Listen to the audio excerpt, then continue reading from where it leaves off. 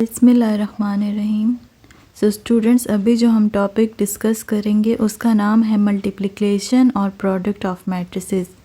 यानी हमें कोई भी दो मैट्रिसेस दी गई होंगी और हमें कहा होगा कि इन दोनों को आपस में मल्टीप्लाई करके बताएं।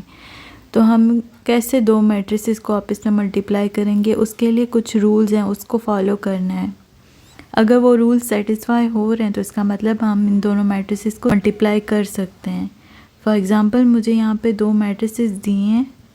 मैट्रिक्स ए मुझे दी गई है 1 2 3 4 5 6 और मैट्रिक्स बी मुझे दी गई है 1 2 3 4 5 6 7 8 9 और मुझे कहा गया है कि क्या ये दोनों मैट्रिक्स आपस में मल्टीप्लाई हो सकती हैं, क्या इन दोनों का प्रोडक्ट आ सकता है। तो उसके लिए सबसे पहले जो काम मुझे करना होगा, मुझे सबसे पहला काम करना होगा कि मुझे मैट्रिक्स ए, यहाँ पे जो मैट्रिक्स ए दी हुई है उसके मुझे नंबर ऑफ़ कॉलम्स चेक करने होंगे।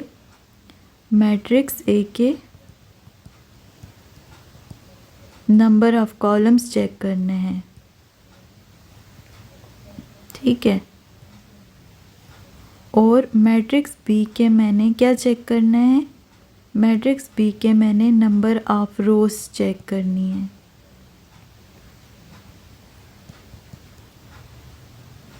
अगर ये दोनों सेम आ रही हैं, दोनों इक्वल आ रहे हैं, तो इसका मतलब कि मैं ए और बी को आपस में मल्टीप्लाई कर सकती हूँ। लेकिन अगर ये दोनों आंसर सेम नहीं आ रहे तो इसका मतलब कि मैं इन दोनों को मल्टीप्लाई नहीं कर सकती। तो सबसे पहले मैं मैट्रिक्स ए के कॉलम्स चेक करूँगी। इसमें मुझे कितने कॉलम्स दिए गए हैं 1 2। तो यहाँ पे मेरे पास मैट्रिक्स ए के जो नंबर ऑफ़ कॉलम्स आ रहे हैं वो 2 आ रहे हैं, ठीक है। अच्छा, और मेरे पास मैट्रिक्स बी के नंबर ऑफ़ रोज़ कितनी है 1 2 3। सो स्टूडेंट्स, क्या मेरे पास 2 और 3 इक्वल्स हैं? नहीं, 2 और 3 इक्वल नहीं है। तो इसका मतलब कि मेरे पास यहाँ पे ए और बी मैट्रिक्स आपस में मल्टीप्लाई नहीं हो सकती, ठीक है स्टूडेंट। यहाँ पे आपने स्टॉप हो जाना है और आपने लिख देना है as the number of columns of matrix A is not equal to number of rows of matrix B, so it means that multiplication is not possible, ठीक है स्टूडेंट। तो आप यहाँ पे शॉर्टकट लिख देंगे, सो मल्टीप्लिकेशन और प्रोडक्ट इज़ नॉट पॉसिबल।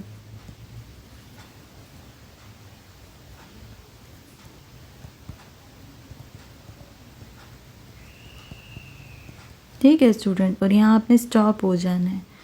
आगे एक सेकंड एग्जांपल करेंगे और देखेंगे कि क्या वो दो मैट्रिसेस भी आपस में मल्टीप्लाई हो सकती हैं कि नहीं। तो उसके लिए मैं एग्जांपल नंबर 2 लिख रही हूँ। एग्जांपल नंबर 2 है मेरे पास, मुझे ए मैट्रिक्स दी गई है 1 2 3 4 5 6 और बी मैट्रिक्स मुझे दी गई है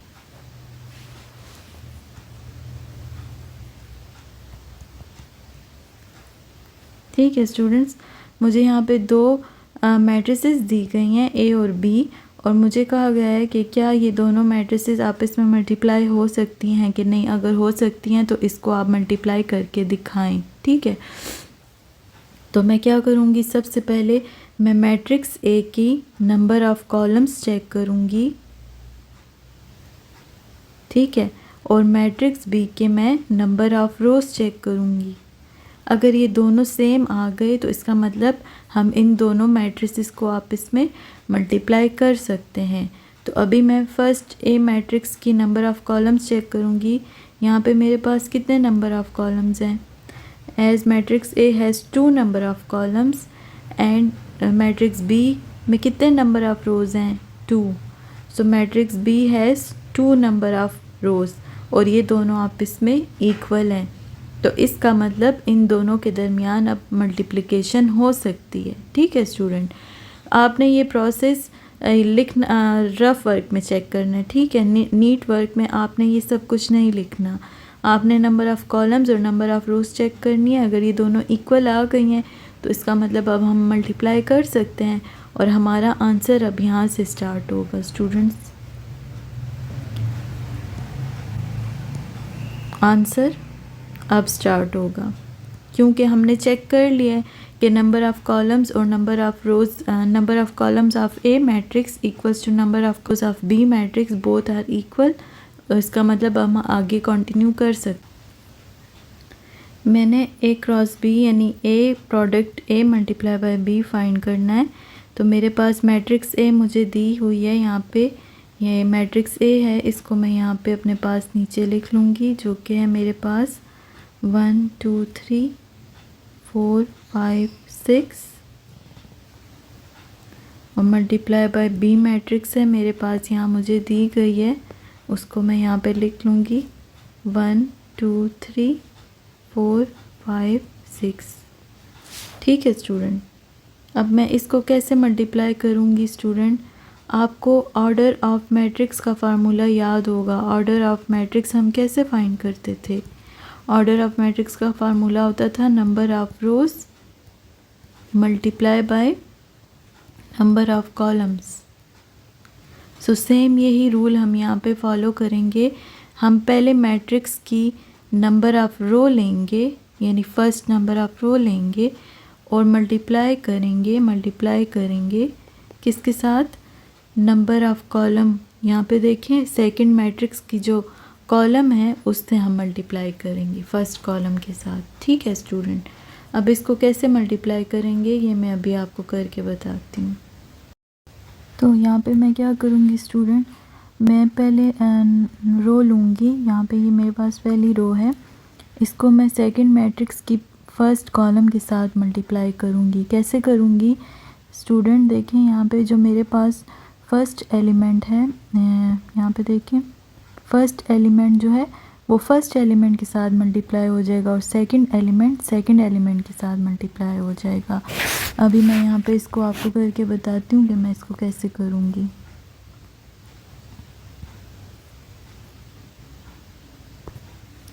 यहाँ पे मैं मल्टीप्लिकेशन स्टार्ट कर रही हूँ। तो यहाँ पे मेरे पास फर्स्ट एलिमेंट है 1 और यहाँ पे फर्स्ट एलिमेंट है 1, ये दोनों मल्टीप्लाई हो जाएंगे, बीच में प्लस आएगा।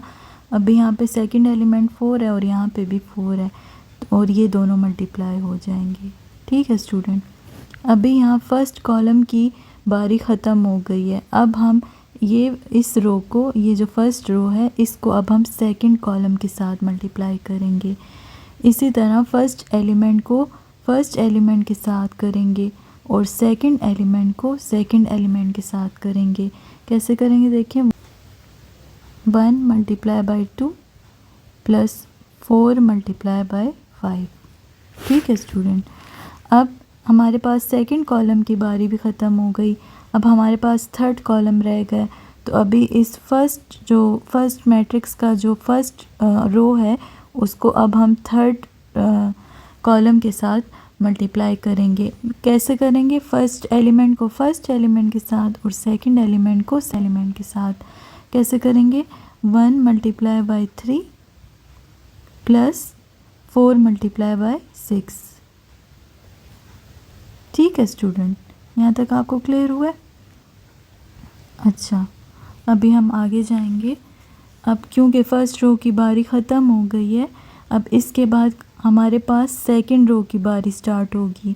अब जो सेकंड रो है इसको पहले मैं फर्स्ट कॉलम के साथ मल्टीप्लाई करूँगी, फिर सेकंड के साथ और फिर थर्ड के साथ। कैसे करूँगी मैं? अभी यहाँ पे जो मेरे पास सेकंड रो है इसका जो फर्स्ट एलिमेंट है वो 2 है, तो मैं 2 को अभी यहाँ पे फर्स्ट कॉलम के साथ करूँगी। तो यहाँ पे फर्स्ट कॉलम में फर्स्ट एलिमेंट क्या है? 1 है, तो मैं करूँगी 2 multiply by 1 plus second element अब क्या है? यहाँ पे 5 है और यहाँ पे क्या है? 4 है, तो 5 मल्टीप्लाई बाय 4। अब फर्स्ट कॉलम की बारी ख़त्म, अब सेकंड कॉलम स्टार्ट होगा। सेम वही काम करना है, फर्स्ट एलिमेंट को फर्स्ट एलिमेंट के साथ और सेकंड एलिमेंट को सेकंड एलिमेंट के साथ। तो 2 multiply by 2 plus 5 multiply by 5। ठीक है स्टूडेंट। अब इसके बाद हमारे पास थर्ड कॉलम रह गया है, तो अभी मैं इस सेकंड रो को थर्ड कॉलम के एलिमेंट्स के साथ मल्टीप्लाई करूँगी। फर्स्ट को फर्स्ट के साथ और सेकंड को सेकंड के साथ। यहाँ पे 2 मल्टीप्लाई बाई 3 हो जाएगा, 2 multiply by 3 and plus 5 multiply by 6। ठीक है। अब इसके बाद हमारे पास लास्ट रो रह गई है, थर्ड रो। अब इस रो की बारी आ गई है।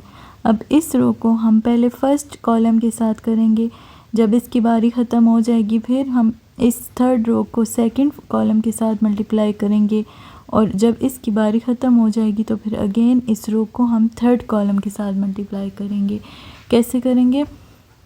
अभी मैं फर्स्ट एलिमेंट है वो 3 है और यहाँ पे 1 है, तो मेरे पास 3 मल्टीप्लाई बाय 1 हो जाएगा, प्लस 6 है मल्टीप्लाई बाय 4 हो जाएगा। फर्स्ट कॉलम की बारी ख़त्म। अब सेकंड कॉलम के साथ में करूँगी। फर्स्ट एलिमेंट यहाँ पे 5 है और यहाँ पे 2 है, तो 5 multiply by 2 plus 6 multiply by 5। ठीक है स्टूडेंट्स। अब सेकंड कॉलम की बारी ख़त्म, अब थर्ड की स्टार्ट होगी।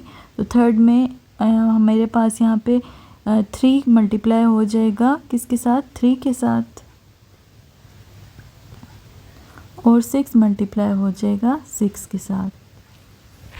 मल्टीप्लाई कर देंगे। 1 1 ज़ा 1 प्लस 4 4 ज़ा 16, 1 2 ज़ा 2 प्लस 4 5 ज़ा 20, 1 3 ज़ा 3 प्लस 6 4 ज़ा 24, 2 1 ज़ा 2 प्लस 5 4 ज़ा 20, 2 2 ज़ा 4 5 5 ज़ा 25, 2 3 ज़ा 6 प्लस 6 3 ज़ा 18, 3 1 ज़ा 3 प्लस 6 4 ज़ा 24, 5 2 ज़ा 10 प्लस 6 5 ज़ा 30, 3 3 ज़ा 9 प्लस 6 6 ज़ा 36। ठीक है स्टूडेंट। अभी यहाँ पे इनको हम ऐड कर लेंगे। 17 22 27 22